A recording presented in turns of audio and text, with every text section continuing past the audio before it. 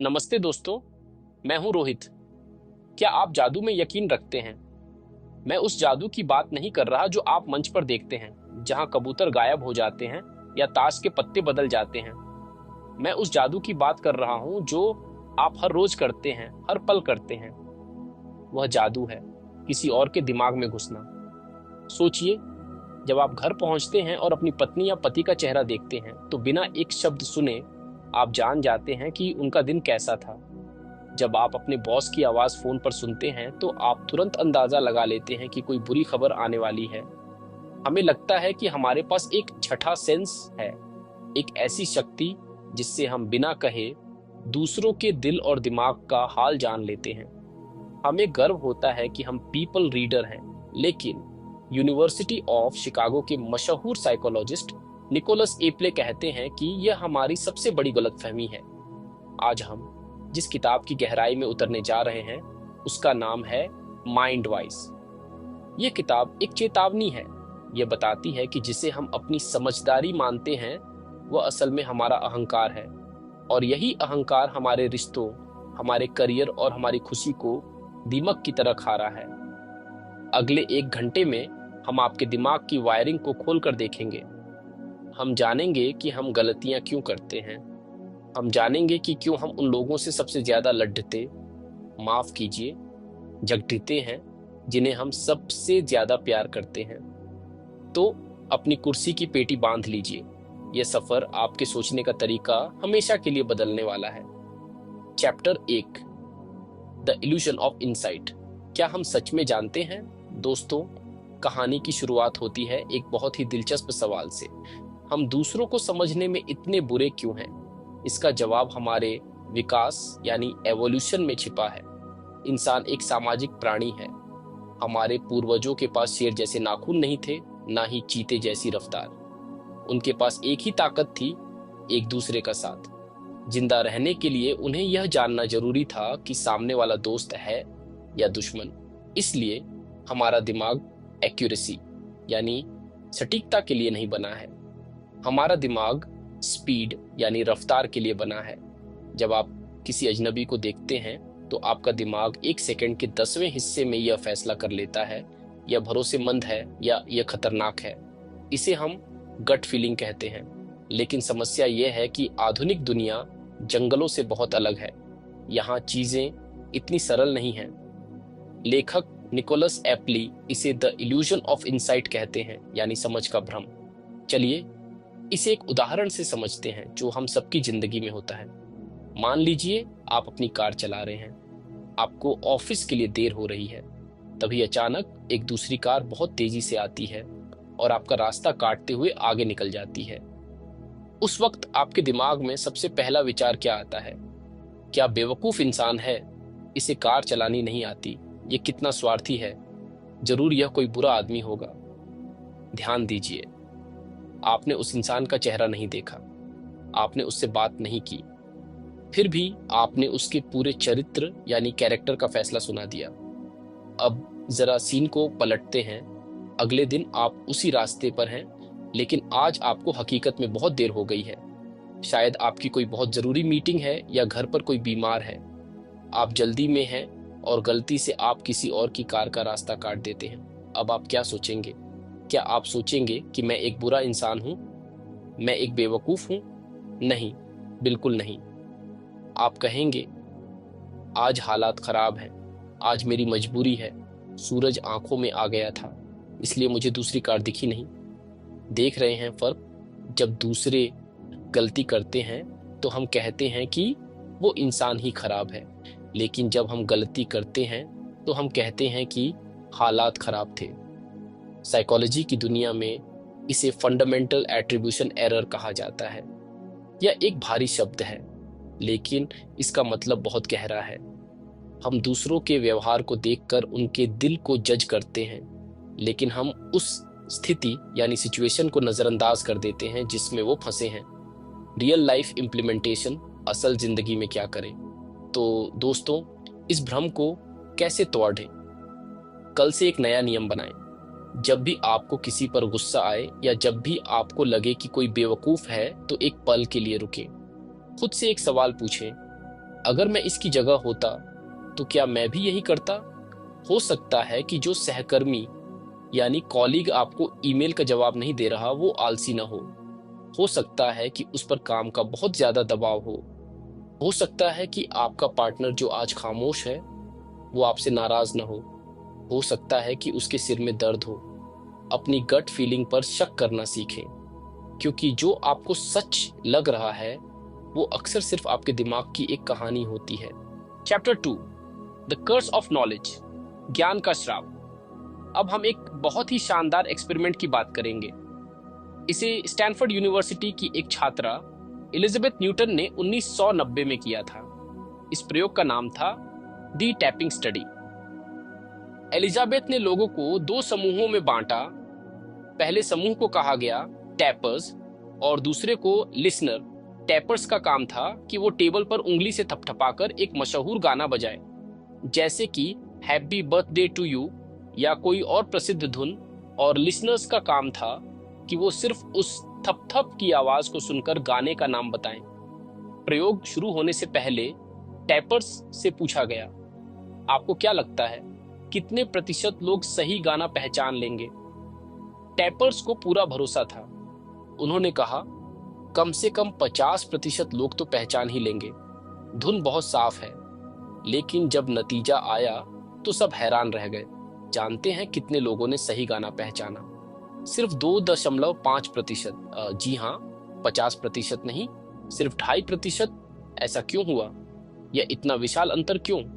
यही है the curse of knowledge.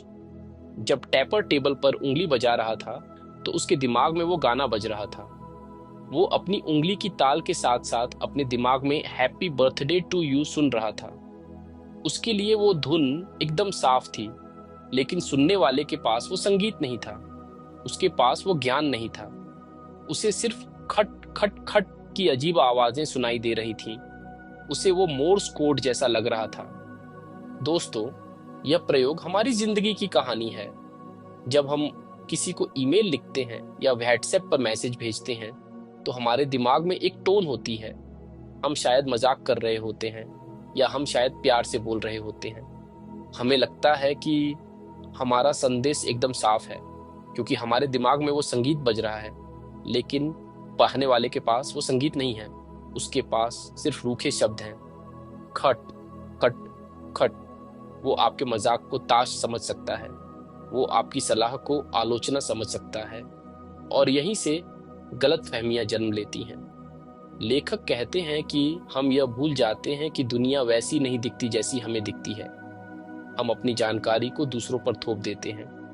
Real life implementation, असल जिंदगी में क्या करें? इस श्राप से बचने का क्या उपाय है?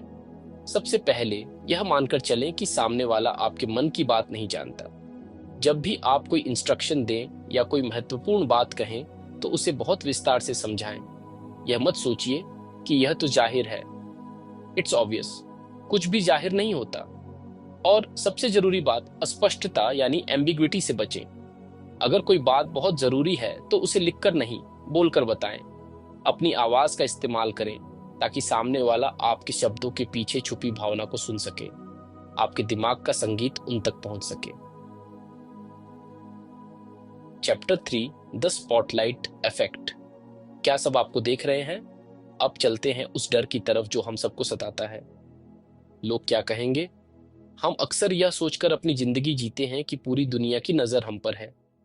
हम घर से निकलने से पहले 10 बार शीशा देखते हैं। अगर हमारे कपड़ों पर छोटा सा दाग लग जाए तो हमें लगता है कि हर कोई उसी दाग को देख रहा है। इसे निकोलस इप्ले कहते हैं द स्पॉटलाइट इफेक्ट। हमें लगता है कि हम एक स्टेज पर हैं और हमारे ऊपर एक तेज रोशनी यानी स्पॉटलाइट पार्डियच रही है। इसे साबित करने के लिए निकोलस इप्ले और उनकी टीम ने एक बहुत ही मजेदार और थोड़ा शर्मनाक प्रयोग किया। इसे the Barry Manilow T shirt experiment कहा जाता है। उन्होंने कुछ कॉलेज के छात्रों को बुलाया और उन्हें एक बहुत ही अजीब सी टी शर्ट पहनने को कहा। उस टी शर्ट पर एक पुराने गायक बैरी मैनिलोव की तस्वीर थी, जिसे उस समय के युवा बिल्कुल पसंद नहीं करते थे। वह एक बहुत ही अनकूल टी शर्ट थी। छात्रों को वो टी शर्ट पहनकर एक ऐसे कमरे में जाना था जहां बहुत सारे अन्य छात्र पहले से बैठे थे। उन्हें वहां कुछ देर रुकना था और फिर बाहर आना था। बाहर आने के बाद उनसे पूछा गया, आपको क्या लगता है, कमरे में बैठे कितने लोगों ने नोटिस किया कि आपने वह अजीब टी शर्ट पहनी थी? छात्र बहुत शर्मिंदा थे। उन्होंने कहा, कम से कम 50% लोगों ने तो पक्का देखा होगा। सब मुझे ही घूर रहे थे। लेकिन सच्चाई क्या थी? सिर्फ 20% लोगों ने ध्यान दिया था। बाकी लोग वो अपनी ही दुनिया में व्यस्त थे। वो यह सोच रहे थे कि मैं कैसा लग रहा हूं या मुझे कल क्या असाइनमेंट जमा करना है। दोस्तों, यह एक बहुत विशाल मुक्ति है। हमारा अहंकार हमें बताता है कि हम दुनिया के केंद्र यानी सेंटर में हैं, लेकिन सच ये है कि हम दूसरों की जिंदगी में सिर्फ एक छोटे से किरदार यानी एक्सेट्रा हैं। लोग आपके बारे में उतना नहीं सोचते जितना आप सोचते हैं।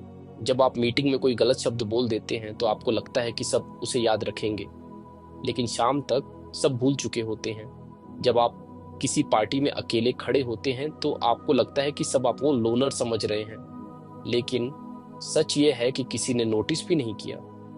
रियल लाइफ इम्प्लीमेंटेशन, असल जिंदगी में क्या करें?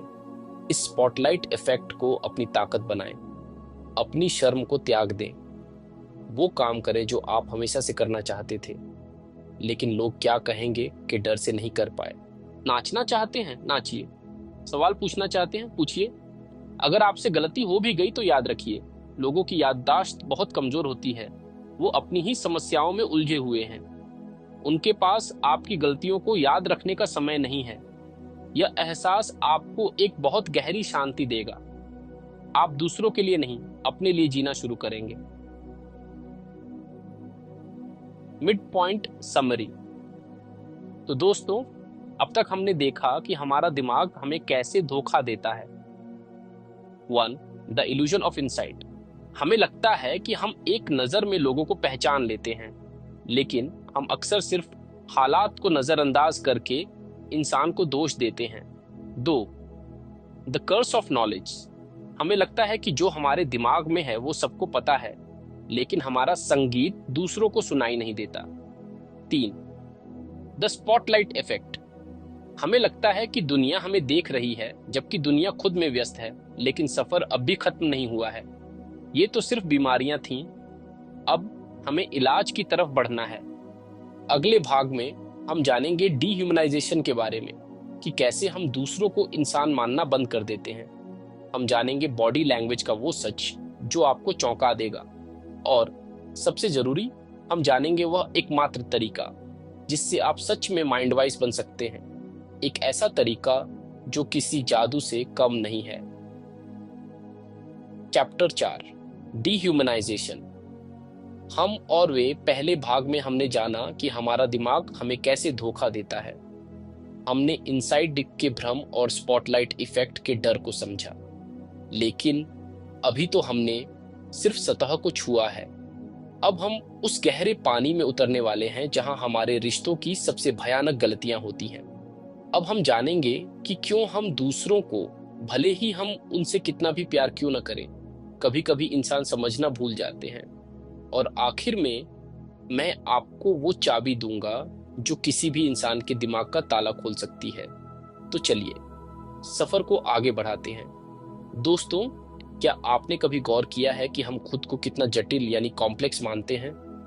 आप अपने बारे में सोचिए। आप जानते हैं कि आप एक ही समय में खुश भी हो सकते हैं और नर्वस भी। आप जानते हैं कि आपको गुस्सा आता है, लेकिन आप दिल के बुरे नहीं हैं। आप जानते हैं कि आपके विचार हालात के हिसाब से बदलते रहते हैं। हम मानते हैं कि हमारा दिमाग एक गहरे समंदर जैसा है, लेकिन जब हम दूसरों को देखते हैं तो हम यह गहराई भूल जाते हैं, खासकर उन लोगों को जो हमसे अलग हैं। निकोलस एप्ली इसे डीह्यूमनाइजेशन कहते हैं। इसका मतलब यह नहीं है कि हम दूसरों को जानवर समझते हैं। इसका मतलब है कि हम उन्हें सरल यानी सिंपल बना देते हैं। हम उनके दिमाग की गहराई को कम कर देते हैं। किताब में एक बहुत ही प्रभावशाली उदाहरण है, पॉलिटिक्स का उदाहरण। जब हम अपनी पसंदीदा पॉलिटिकल पार्टी के बारे में सोचते हैं तो हम कहते हैं, हमारी पार्टी के विचार देश को आगे ले जाएंगे। हमारे पास एक योजना है, हमारे पास तर्क है, लेकिन जब हम विरोधी पार्टी के समर्थकों के बारे में सोचते हैं तो हम क्या कहते हैं? हम कहते हैं उनका दिमाग खराब है, या वो नफरत से भरे हुए हैं, या उन्हें अक्ल नहीं है।